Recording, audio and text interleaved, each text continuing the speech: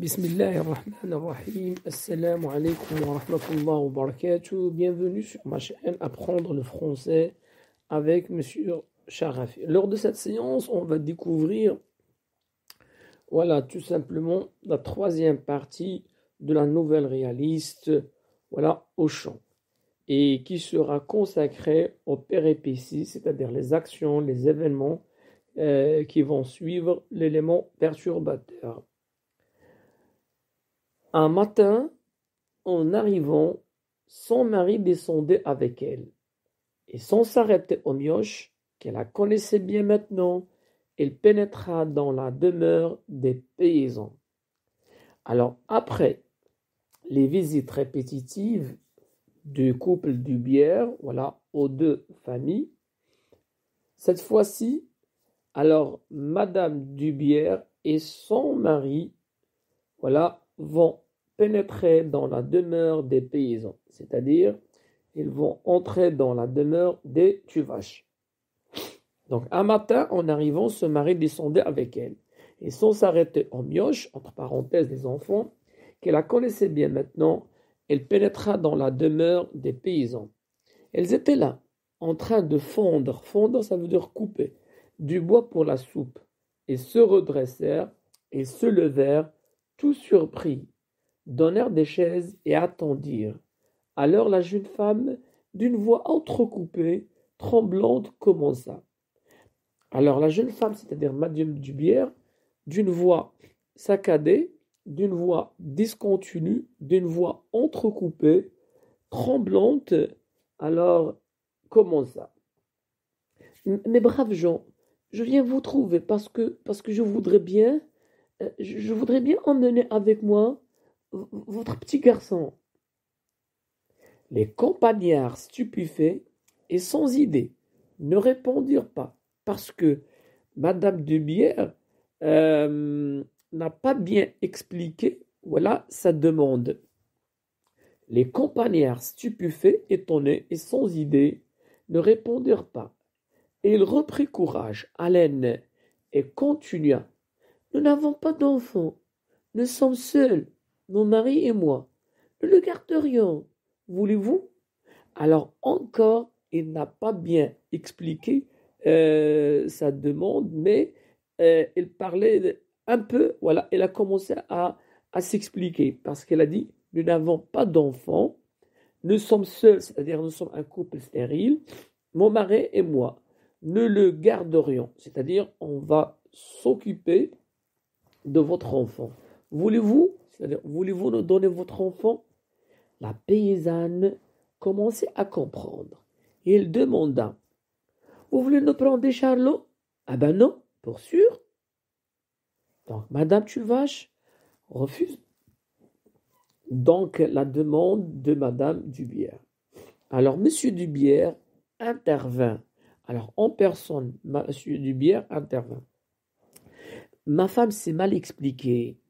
Nous voulons l'adopter, mais il reviendra vous voir.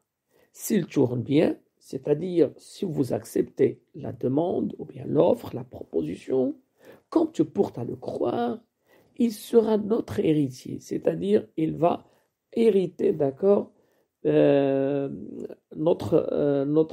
biens, notre fortune, etc. Et si nous avions par hasard des enfants, il partagerait également avec eux. Donc, que fait le mari ou la monsieur Dubière? Elle est en train d'expliquer la demande, mais on sait d'allécher, séduire, charmer les parents afin qu'il accepte. Et s'il ne répondait pas à notre soin, nous lui donnerions à sa majorité. Alors, majorité, ici, ça veut dire c'est-à-dire lorsqu'il sera majeur, lorsqu'il grandira, lorsqu'il va avoir 18 ans, une somme de 20 000 francs qui sera immédiatement déposée en son nom chez un notaire. C'est-à-dire il s'agit d'une adoption légale. Et comme on a aussi pensé à vous, il est en train de les convaincre, on vous servira jusqu'à votre mort une rente de 100 francs par mois. Mais elle a terminé par un ton méprisable. Avez-vous bien compris? La fermière, c'est-à-dire Madame Tuvache, s'était levée, en colère, toute furieuse. Vous voulez que je vous vende au charlot? Ah mais non, c'est pas des choses qu'on demande à une mère, ça? Ah mais non, ça serait une abomination. C'est-à-dire donner son enfant, c'est quelque chose de dégoûtant, c'est quelque chose horreur.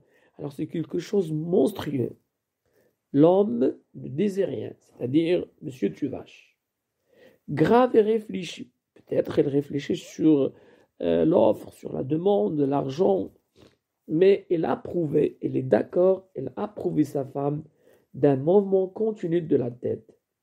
Madame Dubière est perdue, bouleversée, touchée, émue, se mit à pleurer et se tournant vers son mari avec une voix pleine de sanglots, une voix d'enfant, métaphore dont tous les désirs ordinaires sont satisfaits.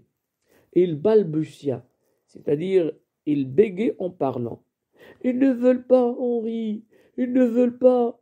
Alors, ils firent une dernière tentative.